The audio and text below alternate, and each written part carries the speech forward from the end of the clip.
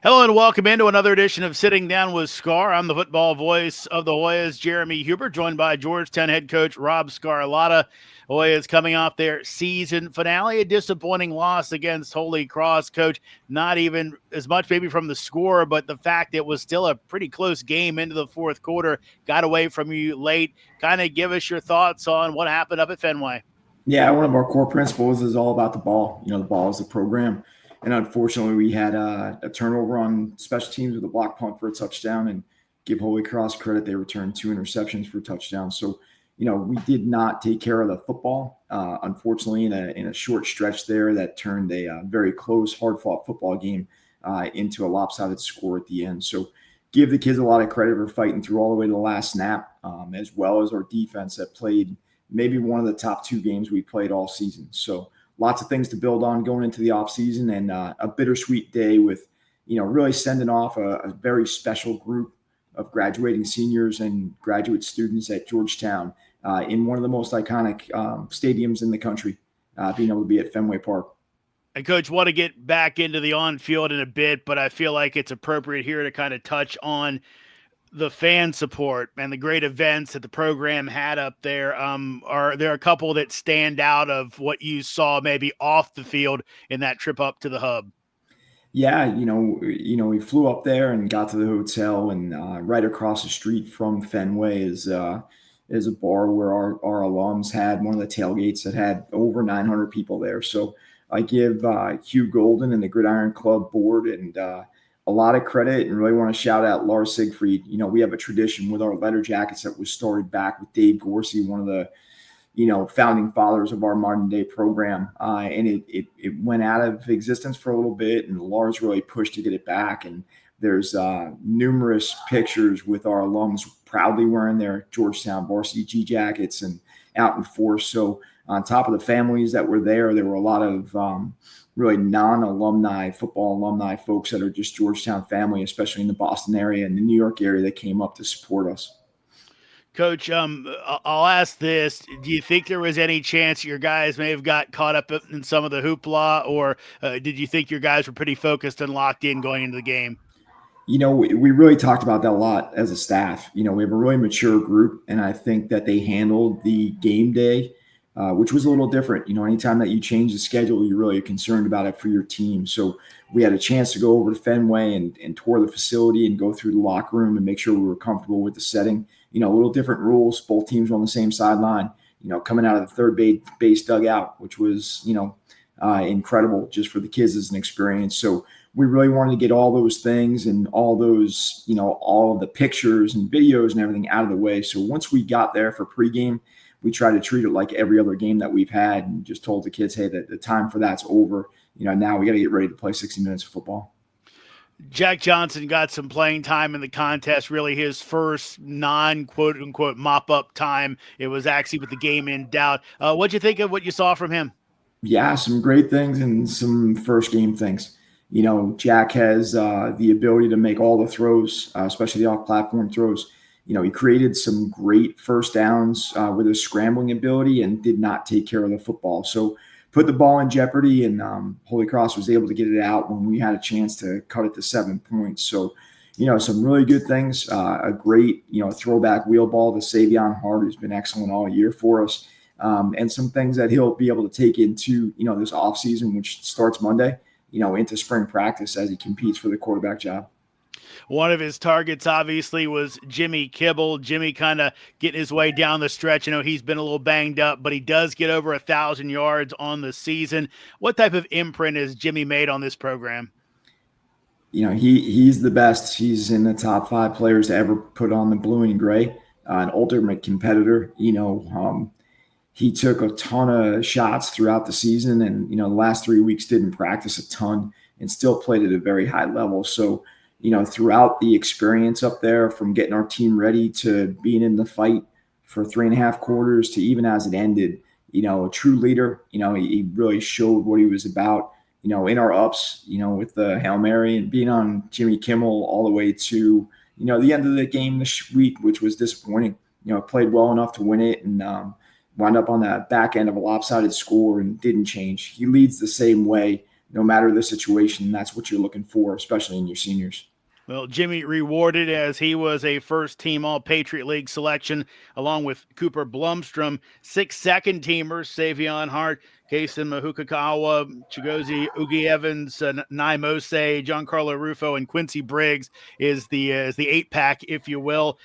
What does a number like that say about maybe the burgeoning level of talent for this Georgetown program? Honestly, if we had to fight about it, I'd say some of those second team kids should have been on the first team. I think this program is on the rise. I think we are going towards our goal, which is to win a Patriot League title, and it really is about players, not plays. So very grateful to our entire program for helping us develop these guys throughout the year. The 4 for 40 journey is real.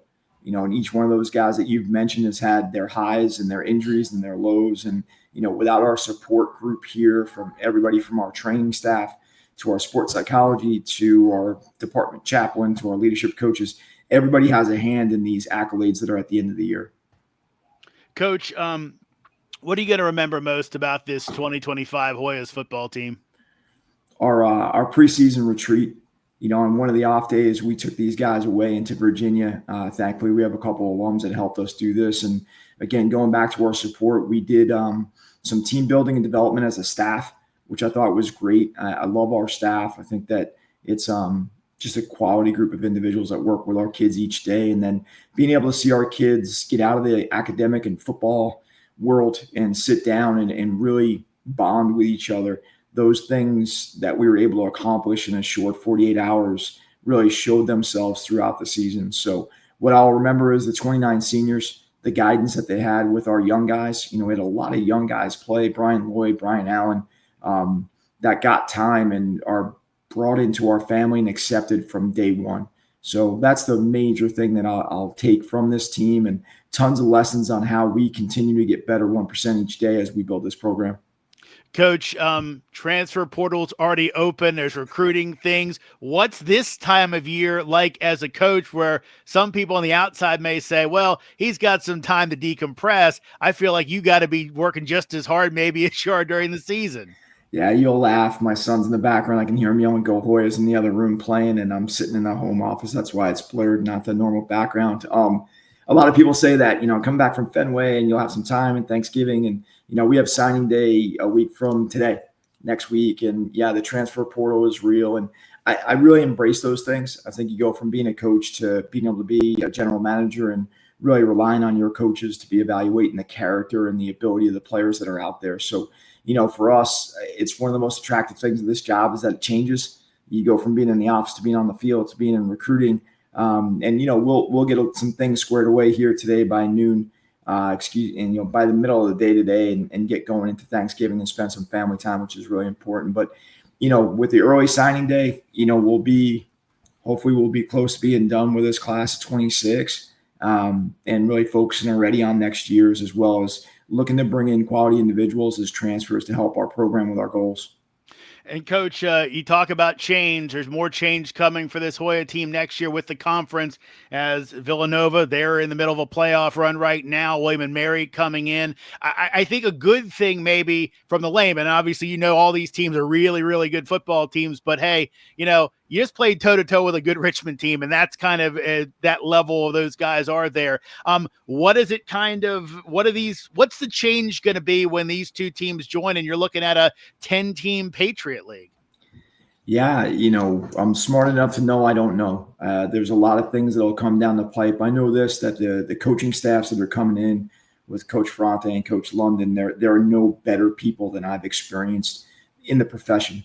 And that's what you want to do. Even this weekend against Holy Cross with Coach Curran, really respect their staff. And I think with these 3 new teams in 2 years coming into the Patriot League, it ups our stock, and it makes the rest of the country see the quality football that we play, not only within our conference, but in a lot of crossover games, especially with the Ivy League. I'm really interested to see how Harvard and Yale do here in the playoffs, because the quality of the football in the Northeast is very, very high. And you look at the teams in our conference whose records may not be what you're used to seeing, they play at an extremely high level each week. And as you can see from our game, if you don't play 4 quarters, you're not going to be on the winning side of things. So I'm really excited to bring quality opponents in. I think it just raises the profile and the level of player that we can get at Georgetown. So, as you said, very good teams being added to the league. There really are no off weeks for anybody. And when you look at it, you put all this time and you want to play against the best week in and week out. And, hopefully we can take what we've done this year and build on it going into next season. Coach, that's where I'm going to wrap it up. This final question. It's your best season as the head coach of the Hoyas. A lot of excitement. What can the dedicated fans, former players, boosters of this program do to help you make this Georgetown program as successful as it can be? Georgetown football has been on the hilltop for, since 1883. It is the backbone of campus. It's one thing that can bring the entire community together on a Saturday afternoon and play, our peers academically, where our guys are, and men and women are getting out and going to work afterwards and really doing different things within the world for good. So, for our program, we aspire to be the best in everything we do, whether that's on the field, academically, post-grad results, being men and women for others. So, I think the commitment from our athletic department, our university has been great. We're looking to improve that as we continue to have, new challenges put in front of us in the Patriot League. So, my whole thing is be involved. If anything shows you, we had almost over 900 people at a tailgate before and thousands up seeing us at an away game in Boston, and really representing the blue and gray in a very strong manner. So I would say get involved. If you have a chance and you're by campus, come see our players. Our biggest sales points and our biggest benefits that we bring to campus are the individuals that we bring in from 30 different states, 104, 105 different players. So I encourage you throughout spring, if you're here and you're an alum or you're somebody who wants to see what we're doing, come on by the Thompson Center and see some of the best facilities in the Patriot League between Cooper Field and Attack, and just see what our kids are doing on a daily basis. Well, Coach, thank you again for letting me be a little part of this season, not only with this show, but also the games, some exciting ones on Cooper Field this year that I got to call. Thank you again. Thanks again for everything over the last few years. It's been really good, and I appreciate everything, and I'm sure the fans do as well off of another really good season for your Hoyas. Well, I appreciate it. Thanksgiving being tomorrow, very thankful for, Liza Kravitz, who helps us put this on, as well as all the support here at Georgetown. Our program and our principles don't work if we're not aligned with campus and the department. So very grateful for our players, staff, and everybody that helps make this thing go. Well, Coach, again, have a happy Thanksgiving, and we'll see you a little bit down the road. Thank you. That'll wrap it up for another edition and another season of Sitting Down with Sgar. Remember, you can follow the Hoyas off-season happenings on social media.